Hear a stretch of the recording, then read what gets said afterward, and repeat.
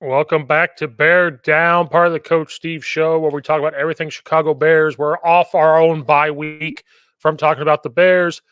Bears are set to kick off in exactly 1 hour against the Washington Commanders on the road. Zach is here. We're here to talk about Donald Trump and Joe Rogan. That's what we're here to do. Hey, it's the big thing right now. The episode that's heard around the world.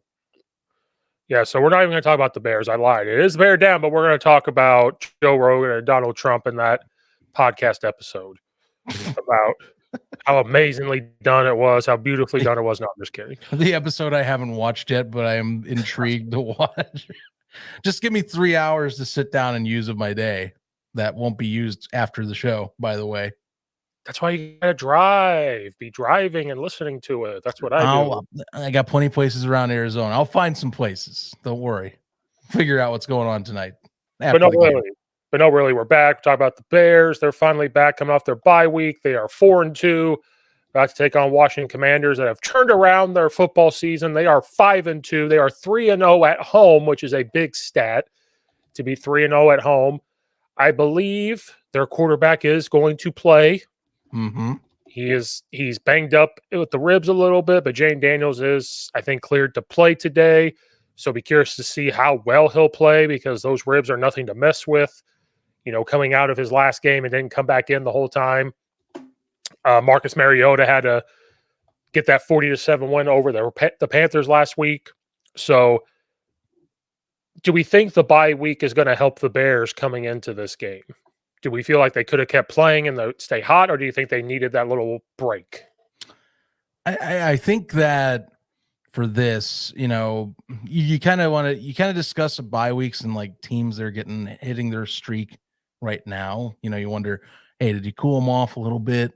You know, going in and having a week off. And I don't know. I feel confident that this offense is going to keep its trajectory moving forward. The more you hear about Shane Waldron from players and like seeing the results on field, you know, it's been mostly progress. I don't think that changes. I think defensively, nothing's going to really change up, quite frankly. If anything, they got a little bit healthier, you know, over the bye. So that's one thing that should assist.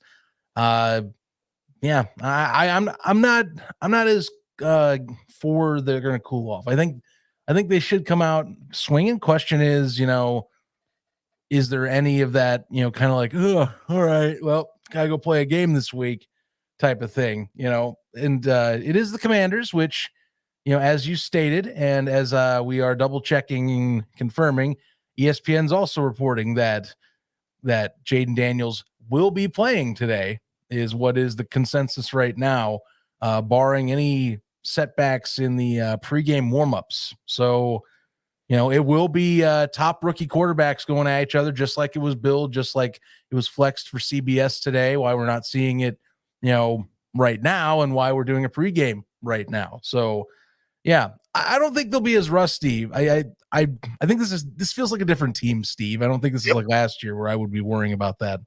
Well, and I knew because, like, I think Caleb Williams, and I could be misquoted, but I think he said, I just want to play football. So I think he was kind of antsy to get back. So when you have guys that are antsy to get back, it just shows, like, yes, they have a week off, but I guarantee during that week off, they were studying, they were doing this, they were doing that. They still had practice, but I think they were more locked. I mean, in the sense of Caleb, what we've seen is it feels like his work ethic is insane. So, you know, I think I'm not worried about him.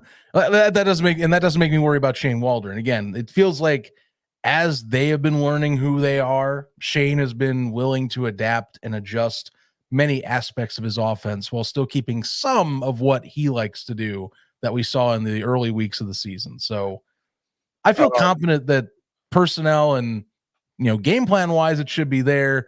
Question is, can they attack Washington? Then that is, well, this isn't the same Washington Commanders from last season. You're not going to be dropping 42 on them. Well, this will be a big test for Caleb Williams because Dan Quinn is a great defensive-minded coach. The Washington Commanders defense has played much better under Dan Quinn. So I think this will be a big test for Caleb Williams.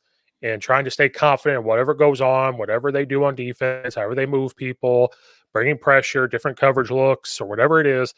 So this will be a big test for him. So maybe for Caleb mentally, he needed extra time to study to feel better about going against Dan Quinn.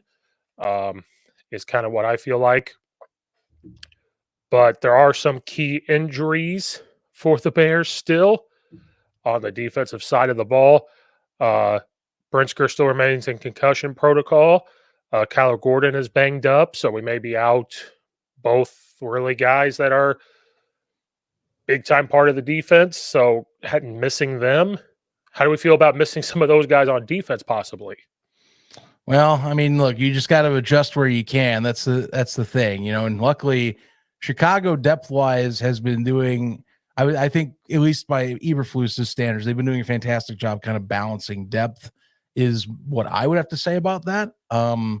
Still, you want to have your best on best. This is a game where it does have, I think, and I hate that I'm even saying this because it doesn't feel like I should. It does have implications for a wider playoff.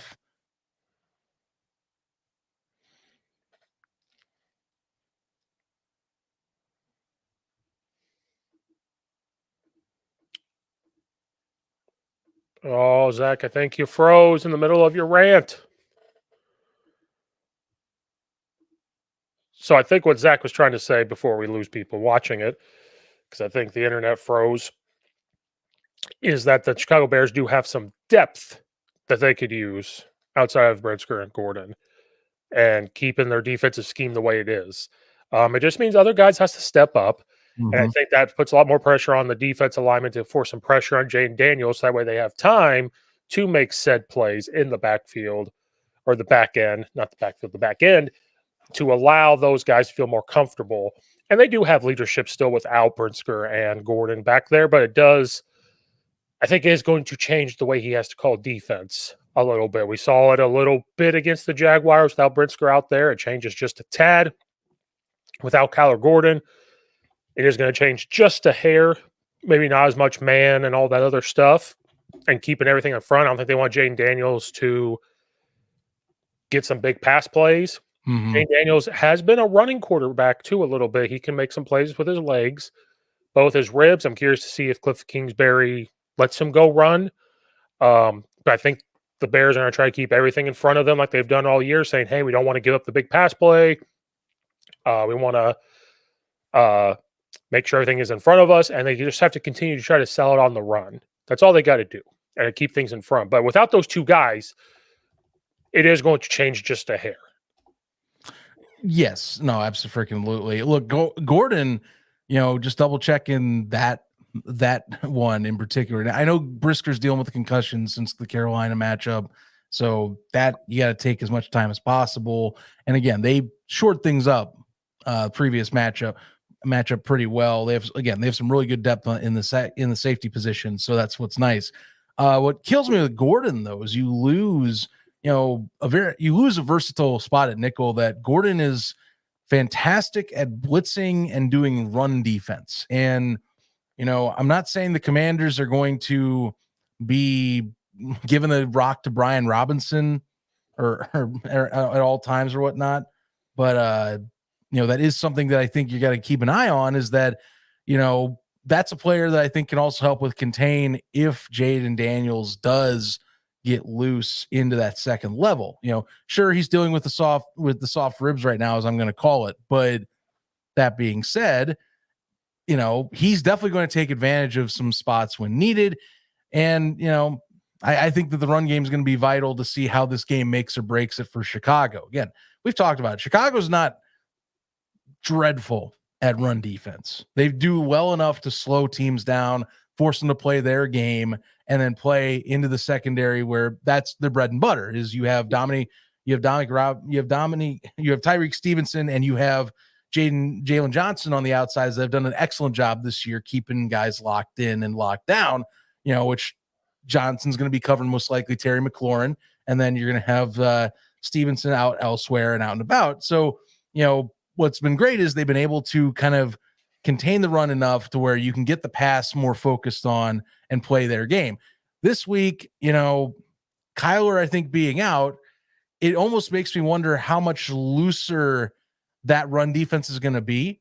Again, and even in the pass game, keep in mind, Gordon doesn't do too shabby of a job as a nickel, but one of his greatest assets on like third down plays and what we've seen as Eberflus has adjusted his defensive scheme as the year's gone on, he loves blitzing more often. I think he's blitzed way more this year. Maybe I'm not 100% on that stat, but it feels like his blitz rate is way up compared to previous Chicago seasons. And part of it's because Gordon, he's just used as that tool. So you remove that tool entirely. They still can get pressure. Clearly, they've got the people to do it, but it doesn't hurt to have someone that can be used that way. That's what sucks. It's a very vital game in the grand scheme of what Chicago's season could be, if we're talking at the end of the year. Right.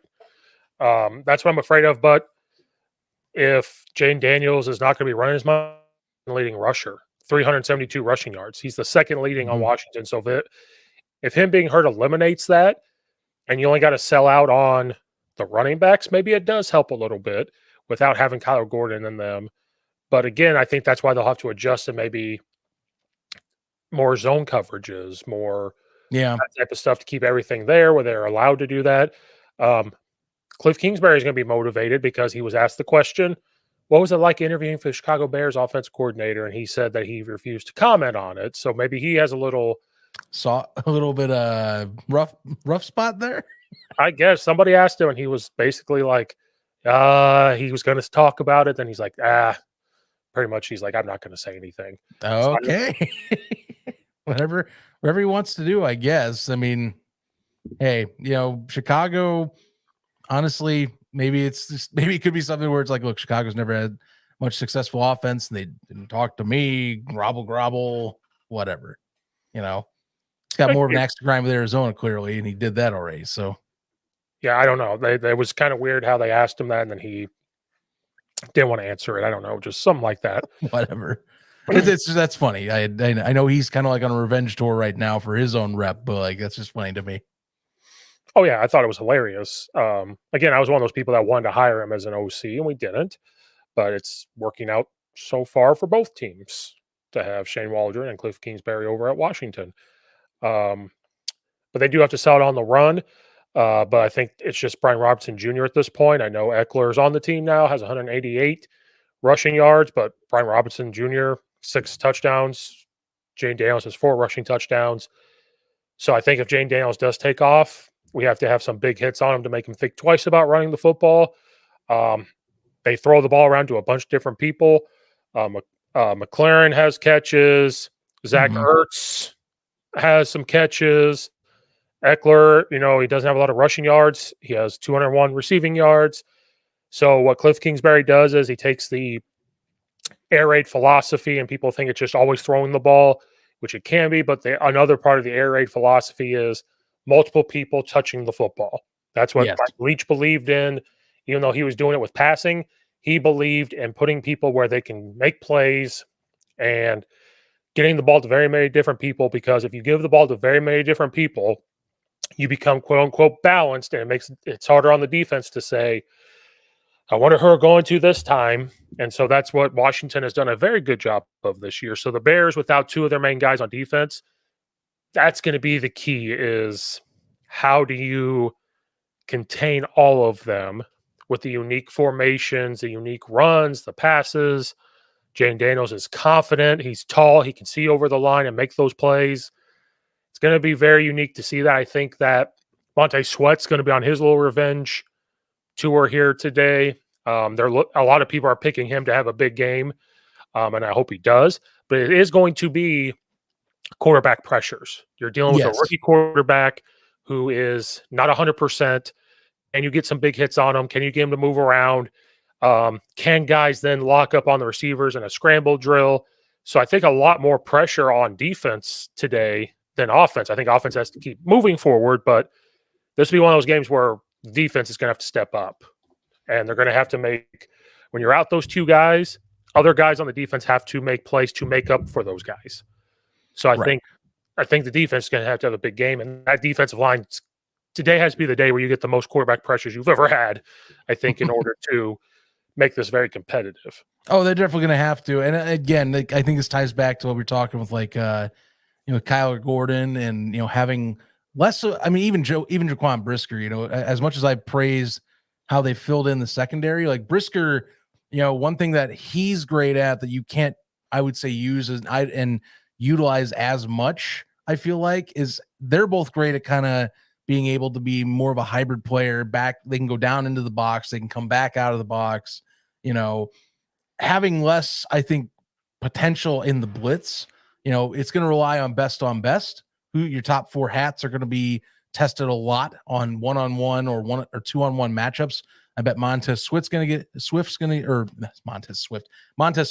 chipped a little bit more so than usual this week, I think, because if I was game planning for this, knowing that I have someone who has been, I think, a menace in that department and causing havoc, like Kyler Gordon being deactivated, I think you just focus more on taking out your best pass rusher and then see who wins head up matchups. Now, Gervin Dexter being who he has been this year, I think that's a game changer too. Mm-hmm. If this was the Bears offensive line last season, I'd be like, well, they're going to go after Montez Sweat and hopefully Sweat gets back there like once or twice. Now you got Dexter, who's been just a complete, utter machine in the middle. That does change some things. So even with that pressure being removed in a way, you still can go with him. Not to say that you can't blitz Tremaine Edmonds or TJ Edwards. These guys still can get in there. Edwards still is a pretty decent blitz running back or linebacker, but let's face it, these guys are better set and are better skill set wise when they're making tackles, responding off of plays. So it's going to come down to that front 4. I think a lot of the case. I don't want them to. How do I phrase this? I think the sore ribs is going to be something of a point of focus to watch. Mm-hmm. Clearly, no one's wishing for injury, but it's definitely something that he takes too many hits and he goes down. That'll change the game too. Because Marcus Mariota's acceptable as a veteran, not as dynamic as the man he once was. Different phase of his career now. Right, because he comes in last week, but it was the Carolina Panthers. I think even if the Bears banged up on defense, have a better defense than the Carolina Panthers. No offense to anybody, but it's just a fact. So I think they have to do all that. And then offensively, you got to keep doing what you were doing. I keep wanting to call them the Redskins, and people still do, but here's what it is. What the hell is this comment? Hey, what's up? What's up? like the avatar Diggs BDW. Oh yeah, that's cool. It's cool. Yeah, that's neat. Looks like it actually blends into in there a little bit. Yeah, I like it.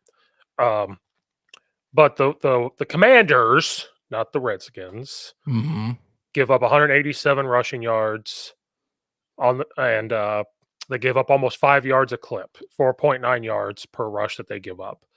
So I think this is a game where Swift's going to have to he can't revert back to what he was doing the first couple of weeks. Oh, I don't think he will, hopefully, but wish that juju to go away. Be gone. Sorry, 131 rushing yards a game. My apologies. But they give up 131 on the ground. And I think that they're going to have to be able to run the football, obviously, to help Caleb Williams figure out the defense, because you're going up against Dan Quinn, who is you could say defensive mastermind, like he's been known for defense. He was part of that resurgence in Dallas to get their defense to play very well. And you see what's happened to their defense when he has left. So he is very much fingerprints all over this defense in Washington. Oh, yeah. And he's gotten the defense to play kind of like Matt Eberflus. Like when Matt Eberflus took over the defense, they were having fun. They were flying around, making plays. They're doing this. And that's kind of what has happened in Washington. I don't know if Dan Quinn calls the defense, but his fingerprints are all over it. And regardless if he calls it or not, it's all over. They're flying around. They're making plays. They're doing what they need to do. So they're going to have to be able to run the football. And they give up 197 pass yards too. So I think looking at the stats, even though stats never always tell the story, looking at the stats, they give up that many passing yards, and they give up 7 yards a pass attempt, almost 8 yards pass attempt. So if you can run the football, still play action it with Caleb Williams, I think Cole Kmet needs to have a big game too, because the defense part of Washington that kind of struggles is their pass defense. Their rush defense is a little bit better than their pass defense. So I'm not saying you don't give up running the football. You're going to have to. But I think if they're going to put all their attention on Odunze to not give up a big play and DJ Moore to not give up a big play, that opens up Keenan Allen and Cole Kmet in somewhere. And so I think they're going to have to make plays, not necessarily touchdown plays, but they're going to have to convert third down plays where they have to pass it. They have to convert those, and those are the guys they're going to look to. I think DJ Moore is going to get his again today. I just have a feeling, but I think Cole Kmet is also going to get his. It's just a feeling because he's had time off. He has to block all the time. Tight ends really need the time off because they're blocking, they're running, coming into this game fresh, feeling very confident. You're in prime time. Running the football and getting the ball to DJ Moore and Cole Kmet is going to help you win this game. Yeah.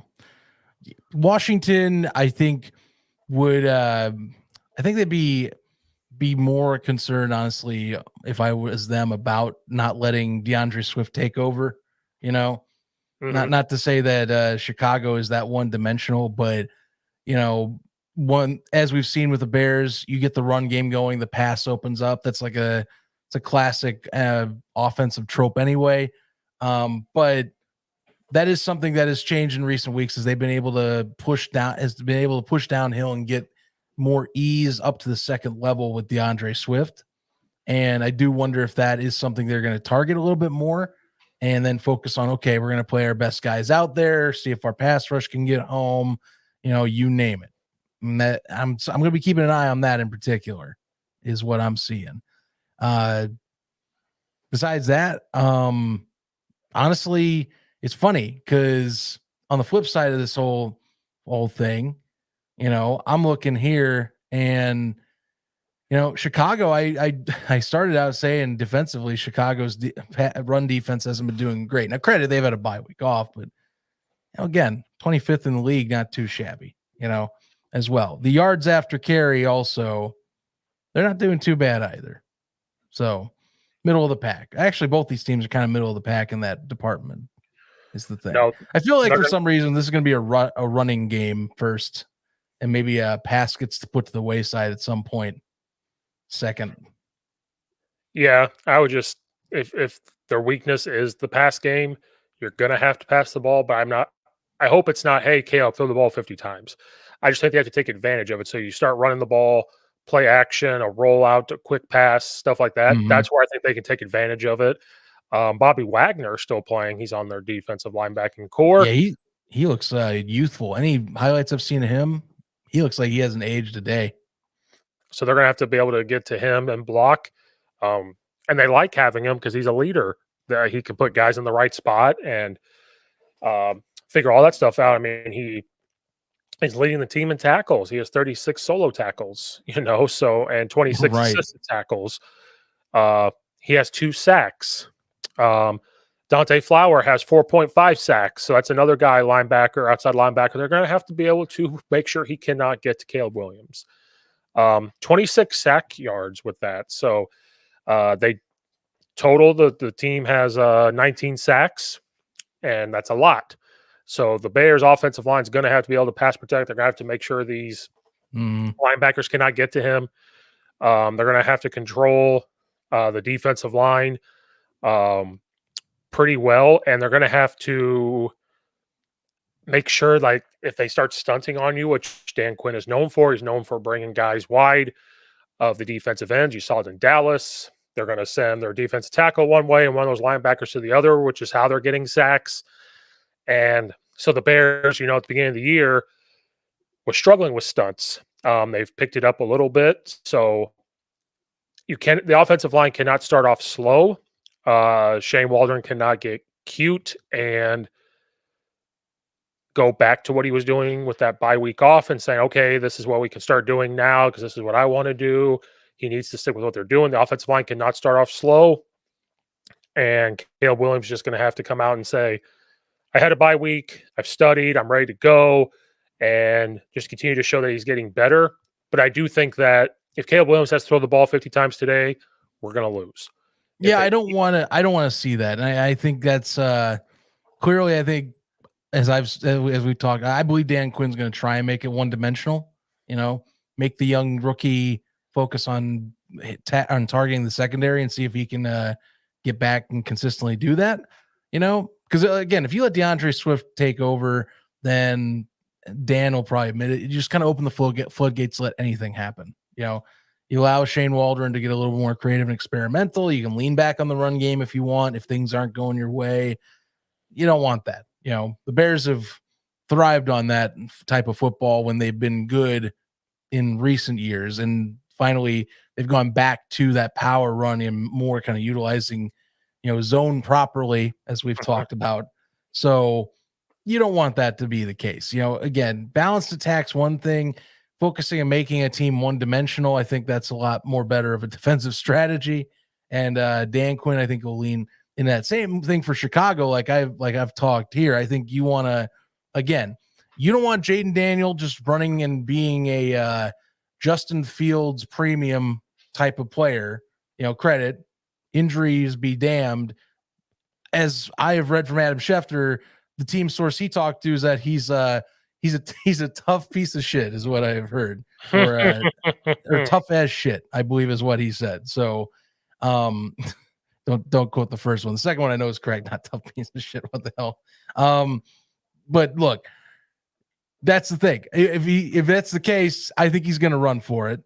I think he's going to find ways to get open and break some of those plays that are going to make you tear your hair out because you think he's down and he's not. He's smart about it. Justin Fields will just take off. Caleb Williams is decently smart when he decides that he needs to take off. Like when he takes off, it's because the pocket opened up like the Red Sea. Everybody's in man and taking off down the field. Mm-hmm. And I can run for 8 yards here and it's 2nd and 4. I'm doing it. And he's very good at sliding and not really taking the hits. Justin Fields was looking to hit, to go take a hit, Yeah. And go sideline to sideline. Caleb Williams is I just want to get what I can. I'm going to slide. I'm going to come back. I'm going to stay healthy.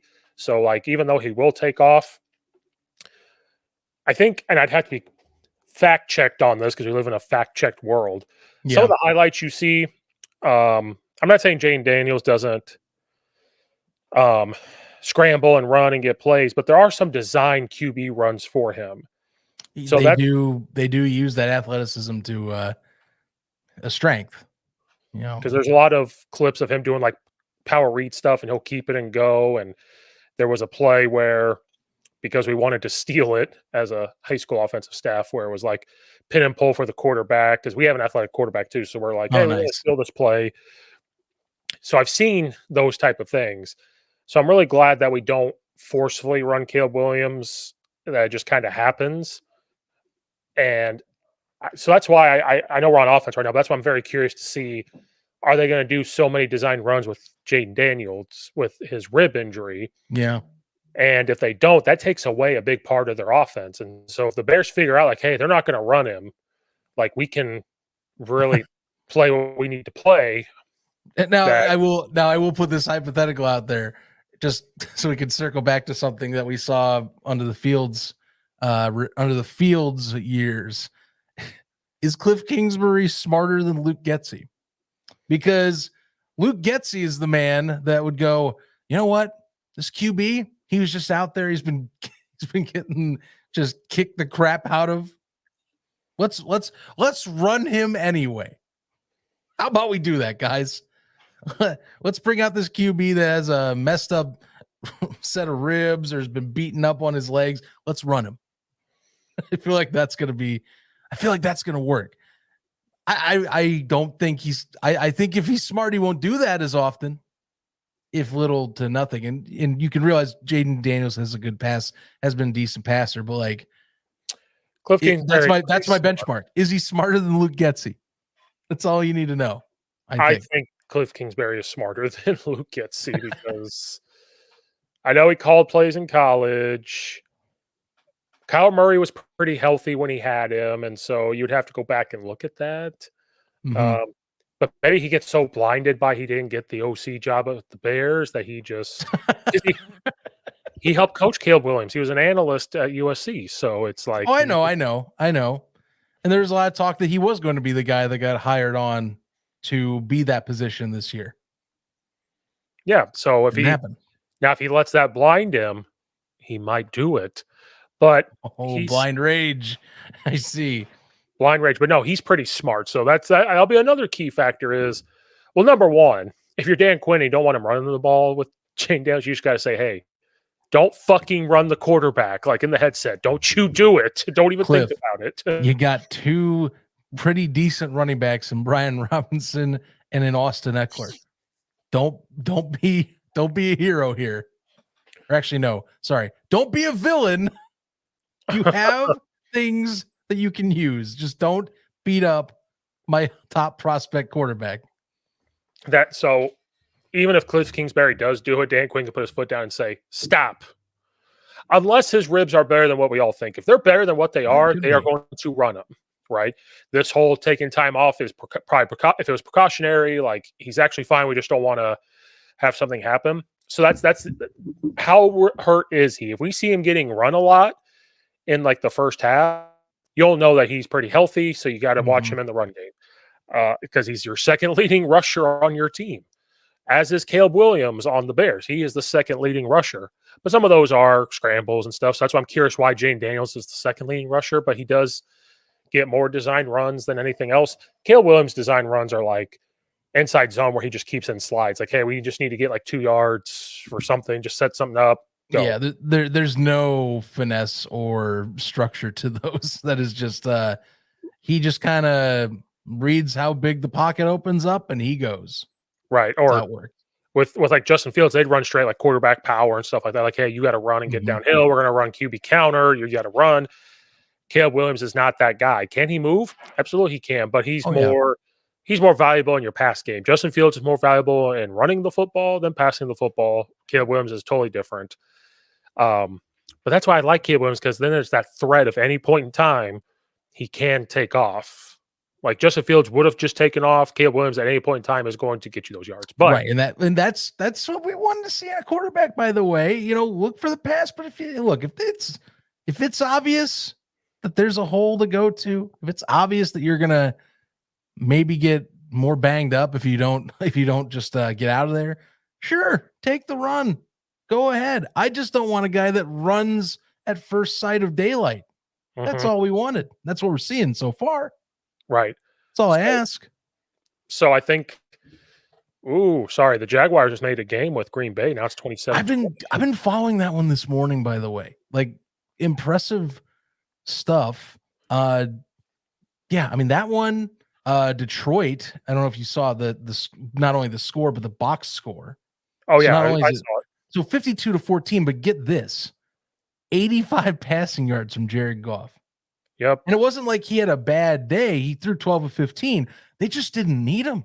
Well, he threw 3 touchdown passes. Right. So but they didn't need him. The defense stood up, beat the living hell out of Tennessee. And then their rush offense just, I mean, what can you say? Like, Jahmyr Gibbs has, at least the last 2 weeks, supplanted David Montgomery, which is crazy to think, considering what it was last year. But Jared Goff fumbled it twice. Nuts. And Tennessee fumbled it 3 times. Yeah, I mean, yeah. I mean, Jacksonville's making a game. Arizona, out my area, neck of the woods, they're on a comeback streak right now. Could possibly be knocking Miami down. The Colts just made it interesting. It's 20-23 right now against Houston. The Jets are up on the New England Patriots 22-17 with 25 seconds left. 4th and goal for New England. So a little bit interesting today. Ooh, man. So this is finishing things up for this one. Tua's back, and I'm like, why? Well, you know why. He's going to die. He'll survive this game. That's all they need to tell you. God. He'll survive this one. Like, he's going to die. I laugh only in pain because that is a player. I think the entire football community is watching to make sure that we do not read an injury report saying concussion. If he doesn't die on the field, he will die when he retires, because that brain will be so messed up. Yeah, I don't know, man. And I like Tua. I love Tua. I mean, some good games this week. Baltimore and Cleveland, 1-point game. Who would have thought? I mean, credit, injury would be damn. Who would have thought putting a different quarterback in for Cleveland, Jameis Winston, some better results right now. Let me see here. And you got better results. Yeah, dudes, let's see. Winston today, and this feels like this should be a Watson stat line that should have happened already by now. But 286 yards. 2 touchdowns. Christ. No interceptions. Jesus. They've got the ball, 157. Uh-oh. Upset. Speaking you of have to wonder, how much better did the Steelers look without Justin Fields? Dangerous is back, I think. Because I liked Russell Wilson on was it Sunday Night Football? Was it? Mm-hmm. Yeah. I was gonna say he started rough, and I was waiting for people to rip into him like they usually do. And then the end of the game, it's like, I don't know, guys. I mean, you sure they made the wrong decision? 264, 2 touchdowns, 109 QBR. It's his first game back, and in 7 weeks. Like, I you said sure they made the wrong decision? I said this next part, but it went viral with Coach Jason Brown from last year. He has his own like Coach JB show. Mm-hmm. He said the Steelers have struggled running the football because of Justin Fields being in there, because he runs it and he does this. They said if you put Russell Wilson back in, it's going to soften up the box a little bit because he can pass more accurately. His play action is better. And guess what happened in that game? Russell Wilson got his. Najee Harris had 102 rushing yards. So, like, it opens up the run game with him in there besides Justin Fields. So, loved it. I was loving it. And I know it's just against the Jets. I don't care. Sorry, I'm laughing because guess who takes another L? I always love when Aaron Rodgers takes a loss. Oh, New England scored? Oh. They just scored. Oh, no. 22 seconds on the clock. No timeouts. Can the Hail Mary magic happen once again? Please don't. I love Aaron Rodgers taking L's even more so after Green Bay now. I don't know why it's more satisfying. But see, it is. Also, look at this. Jacksonville just scored a touchdown on Green Bay. Game's going to get tied up. I'm more happy about that one than, oh, that's funny. I hope Green Bay loses, even though then we may not be the best conference anymore, but still. I think this is a good sign that you and I need to get hitting watching some games here before Chicago starts up in 20 minutes. Yeah, this Colts game is good. That one's good. Got a minute 48 left. Who else? Arizona charging down against Miami. They're about to kick a field goal. That'll make or break this game. 1 second left, actually. Minute 8. Cleveland has the ball on Baltimore's 33-yard line. My God, we are in for some great ones. There's some bangers today. All right, to wrap it up so we can hop off and see it live. Score prediction for the Bears. Score prediction. So this will be tough. I think off the bye week, I think Chicago gets it done. I do. And this one will come down. I think it comes down to a Cairo Santos field goal. Give me 27-24 Chicago. Oh, I was going to say that. I literally was going to say 27. Great minds think alike, Steve. I got 27-24. It's going to be a comeback effort, though. I think Washington gets out to a quick start. Chicago takes the second half, though. I was going to say 27-24, so I can't. So I'm going to say 28-24. Okay. One extra touchdown. I like it. Just a little more. Yeah, just a little more. I think Bears 28-24. I think both teams, quote unquote, struggle to score, and then it starts to become a little bit like grinded out, getting some scores here and there. Yeah. So 28-24. And I think Caleb has a great game. And I think Cole Kmet or Keenan Allen's about to have a game. One of the two are about to have a decent game. My money's Kmet and Roma Dunze. Good pick. That was my second one. Yeah, those are my picks. All right. Well, yeah. Arizona just won. Yeah, I saw that. Arizona gets a game-winning field goal. What the hell else we got here? Colts have the ball back, but they're going to punt. It's 4th and 23 according to ESPN. And then Cleveland has the ball at the Baltimore 38. Yep, Second and 15. Green Bay has the ball now, tied with 1:48 left to go. Browns FTP, lost some baby. yards. Browns Come lost. on. Browns just score 29-24. Oh my God! What? 59 seconds left. Oh my God! Second and 15. Jameis Winston, 334 yards, 3 touchdowns, and he threw a 38-yard TD to Cedric Tillman. Oh boy, upset city. Crazy. From the Cleveland. Last thought I have. What if the Browns turn it around and for the second straight year they have to lean on a backup to come in who's been thrown and tossed to the side is now to become a veteran, and he has a good season? Not saying it's going to happen, but we all know Joe Flacco did it last year, and look where Joe Flacco's at in Indianapolis. He's currently talked about as a guy that should be taking over the starting spot from Anthony Richardson. First, it will show that the Browns made one of the worst decisions in NFL history by signing Deshaun Watson for $200 some odd guaranteed $1 million. That'll be one of the worst signings in NFL history. You sign him where he couldn't play, and then now look at what's happened. I saw a funny meme or a video from SpongeBob. It shows Jameis Winston walking into it's Jameis Winston walks into a massage place after injury.